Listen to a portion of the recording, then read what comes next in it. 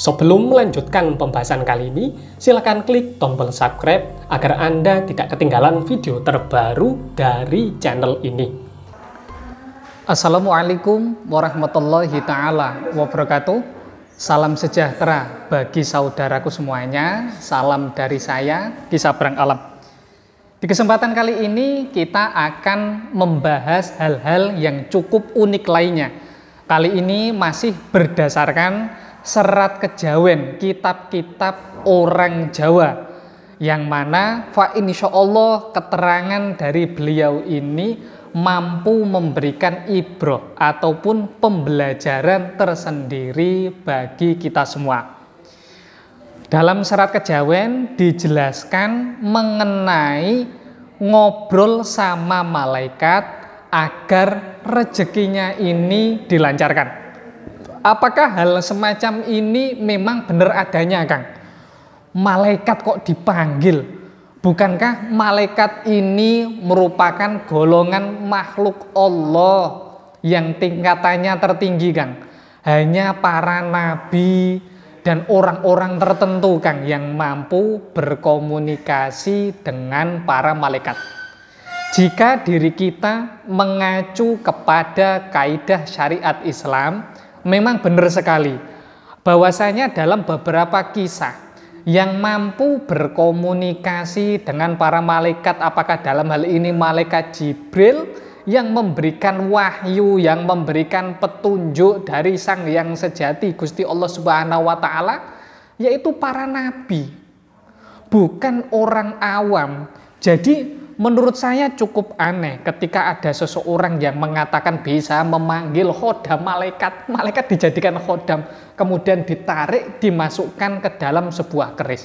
Nah, kemudian jenengan ini mengatakan mengobrol dengan malaikat ini maksudnya bagaimana, Kang? Begini, ketika diri kita mewujudkan keinginan kita melalui olah rasa, ngatur hati agar hatinya ini senantiasa bersyukur sama Gusti Allah Subhanahu wa Ta'ala, senantiasa memahami akan hakikat yang diberikan sama Allah Subhanahu wa Ta'ala, maka hati ini mampu dibaca oleh sesuatu yang gaib, dalam hal ini malaikatnya Allah Subhanahu wa Ta'ala.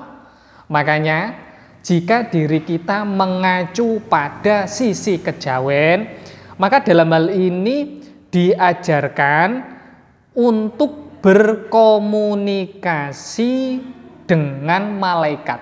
Namun berkenaan dengan tata caranya ini tidak seperti ketika memanggil jin. Ketika diri kita memanggil jin kan mungkin membutuhkan semacam dupa, membutuhkan semacam candu Turki. Kemudian membaca beberapa amalan yang ada dalam kitab Sirul Hikmah ini. Kemudian membaca beberapa jopo montro, kemungkinan tujuannya agar para jin, para dedemit itu berdatangan untuk membantu kita. Dan sebagian pakar spiritual membaca beberapa hizib tertentu untuk mendatangkan para malaikat. Untuk mendatangkan para khodam ataupun energi spiritual. Apakah kalau mendatangkan malaikat semacam itu, Kang? Bukan. Malaikat itu kaitannya dengan olah rasa, kaitannya dengan mengatur hati.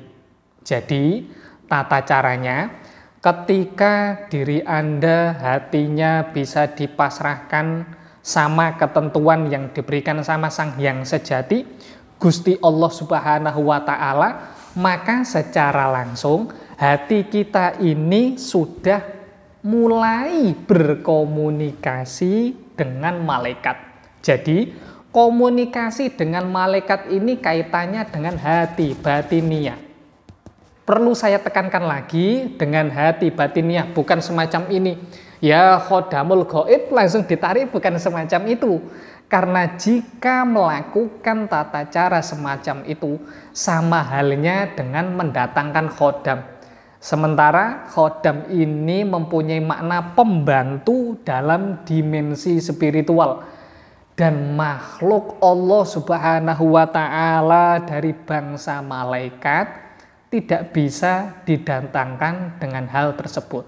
Karena hal ini erat kaitannya dengan masalah olah rasa mengatur hati. Dalam video saya selanjutnya nanti saya akan menjelaskan mengenai tata cara praktek berkomunikasi dengan malaikat. Kurang lebihnya saya mohon maaf jika dalam hal ini ada beberapa ucapan ataupun tindakan saya yang kurang berkenan bagi saudaraku semuanya. Wassalamualaikum warahmatullahi ta'ala wabarakatuh. Salam sejahtera bagi saudaraku semuanya. Salam dari saya, Ki Sabrang Alam.